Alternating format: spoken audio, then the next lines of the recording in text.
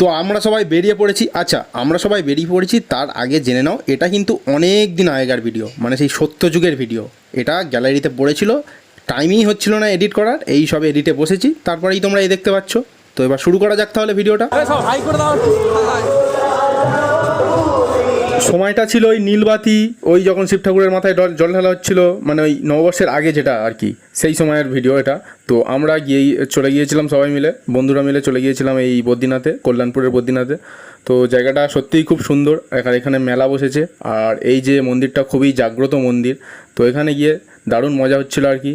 মানুষের জীবনে দুঃখ, ডিপ্রেশন, ভালো না লাগা এইসবের শেষ নেই। তো আমরা যদি এগুলোকে সাইড করে যদি একটু হাসি মুখে যদি আমরা সব কিছুকে উপভোগ করতে শুরু করি, তো জীবনটা সত্যি খুব সুন্দর।